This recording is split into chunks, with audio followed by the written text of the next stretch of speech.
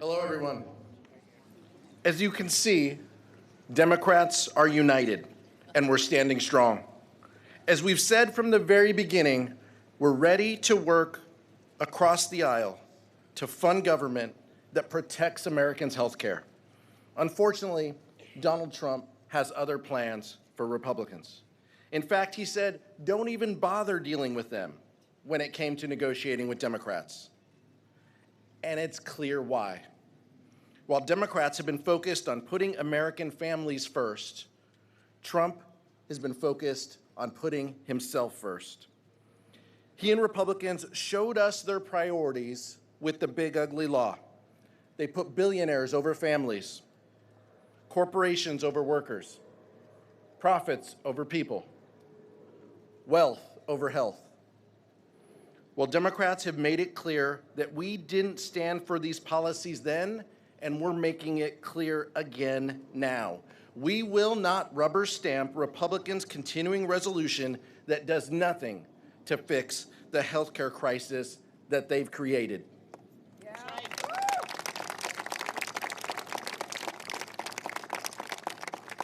If congressional Republicans fail to act, premiums will skyrocket 90% next year for over 20 million Americans who rely on the Affordable Care Act credits, and over 4 million Americans who will lose health care coverage. Let's put this in real terms. Children won't be able to get their medication. Seniors won't be able to see their doctor. Your neighbors will still get sick, and they'll all be out of luck if House Republicans have their way. That's why, once again, we're going to call for our Republican colleagues to join us in doing the right thing.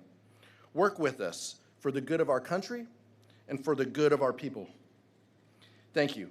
And I'll turn it over to the Democratic Whip, Catherine Clark. Thank you so much, Mr. Chairman. It is good to be with all of my colleagues here today. We are living in very difficult times. The air around our politics is crackling with potential violence. The lionization of hatred has opened deep wounds. And most importantly, the American dream is out of reach for many. The top 1% controls more wealth than our nation's entire middle class. While households in this country, most households, 60%, cannot afford the basics. Donald Trump rode into the presidency on the promise of giving those households a break, making life more affordable, giving hardworking people some breathing room. And he and his loyalists in the House have betrayed that promise. They have made life harder and more expensive, soaring the cost of groceries, clothes, and utility bills. Nowhere is this betrayal of the American people more evident than the Republicans' deep cuts in health care, denying millions of Americans the ability to get the care they need.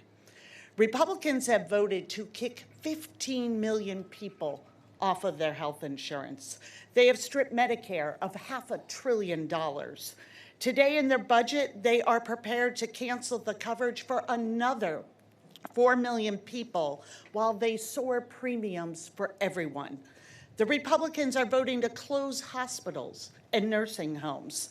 They are voting to defund cancer screenings, maternity care, and medical research. They are dismantling the public health system that keeps us safe. All of this pain and cost is to give tax cuts to the extremely wealthy. Well, we are here to say the American people deserve better. And when Donald Trump says, don't work with Democrats on a budget, he is saying, don't work for families at home.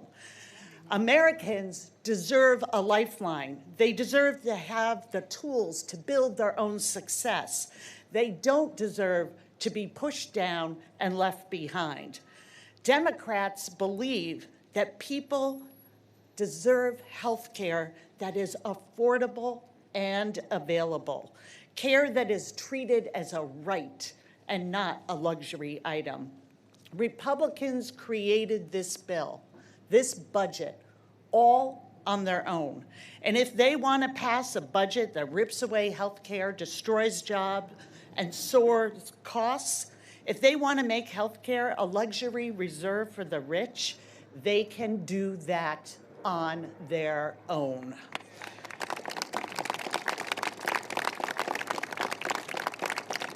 Democrats will be voting for the American people. We will be voting for people like Claire Sachs and Rico Winston. Claire, who has joined us, is a small business owner who's here with us today to talk about that she's a hardworking entrepreneur and she depends on the ACA to get by. We are voting today for the American people and for Claire. And Claire, thank you for coming and sharing your story. The mic is yours.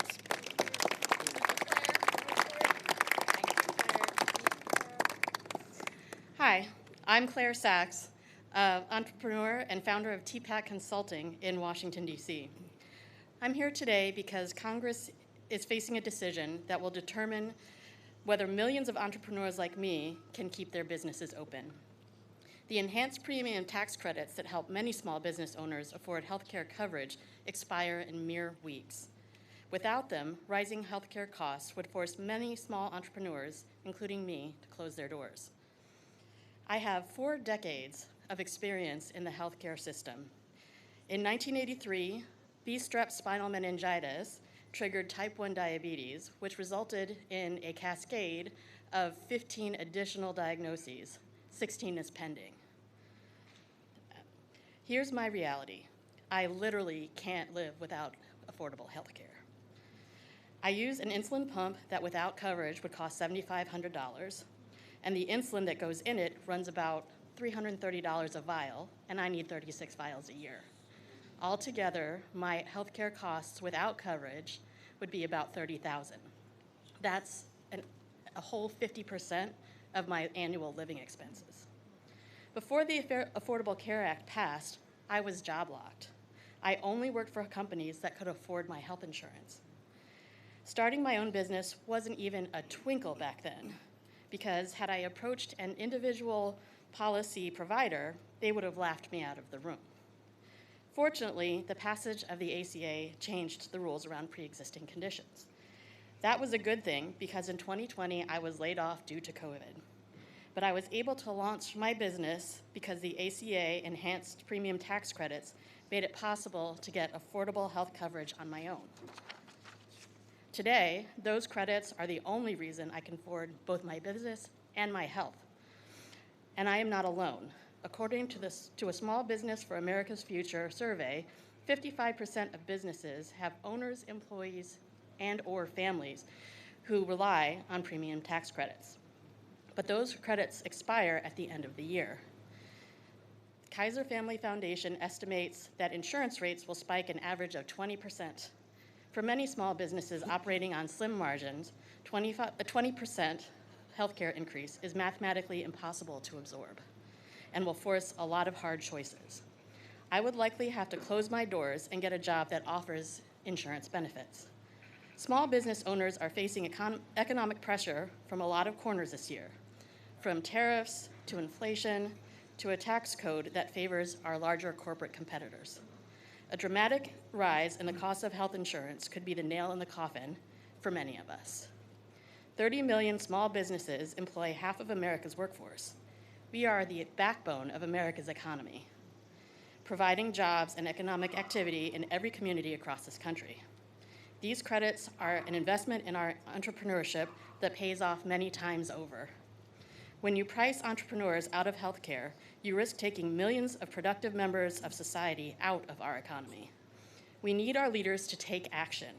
Extend the enhanced premium tax credits now.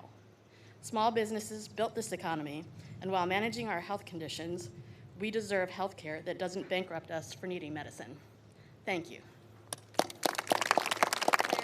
And now I'm going to pass it to Rico Winston. Thank you. Good morning. Good morning, everyone.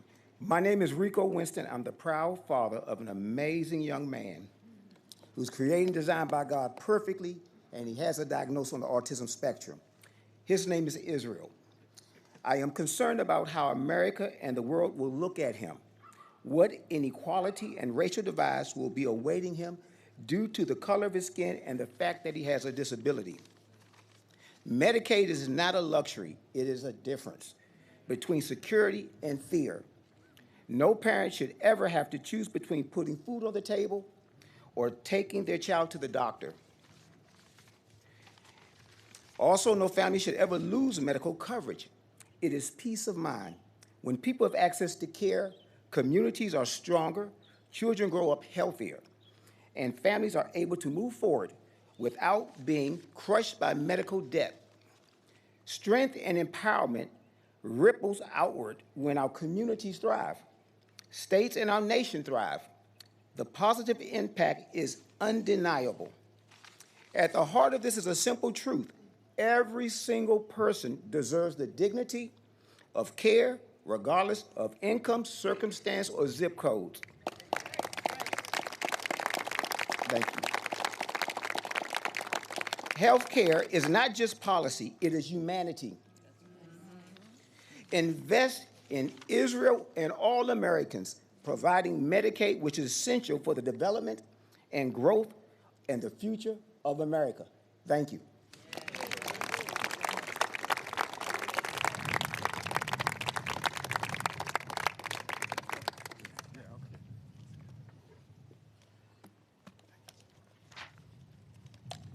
Thank you, Rico and Claire. Good morning to everyone. Thank you for sharing your powerful stories about how important Medicaid and the Affordable Care Act are to you, your families, and illustrating the importance of health care to all Americans.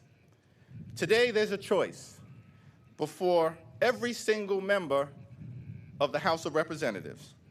Will we stand up for the health care of the American people, or will we bend the knee to Donald Trump and his continued efforts to gut health care for everyday Americans? House Democrats are clear. We don't work for Donald Trump. We don't work for J.D. Vance. We don't work for Elon Musk. We work for the American people. And that is why we are a hard no on the partisan Republican spending bill, because it continues to gut the health care of everyday Americans. Now, House Democrats are willing to work with anyone, anywhere, at any time in order to make life better for the American people and lower the high cost of living. The partisan Republican spending bill fails that test. It will actually make life more expensive, make health care more expensive for the American people. Donald Trump and the Republican Party have launched an all-out assault on health care in America. Republicans have slashed Medicaid with the largest cut in history. Republicans are dramatically raising premiums, copays, and deductibles for tens of millions of Americans. Republicans are forcing hospitals, nursing homes, and community-based health clinics to close all across the country, including in rural America. Republicans have set in motion a $536 billion cut to Medicare. And Republicans are cutting off funds for medical research, even for children with cancer. It's unacceptable, unconscionable, un-American, and Democrats are not going to stand for it at all.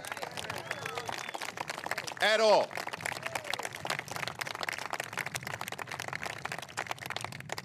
Democrats are fighting hard to cancel the cuts. Democrats are fighting hard to lower the costs. Democrats are fighting hard to save your health care. Democrats will defend the health care of the American people today. Democrats will defend the health care of the American people tomorrow, Democrats will defend the health care of the American people at all times. Vote no. Cancel the cuts, lower the costs, save your health care. We're voting no on the partisan Republican spending bill, and will continue to defend the health care of the American people.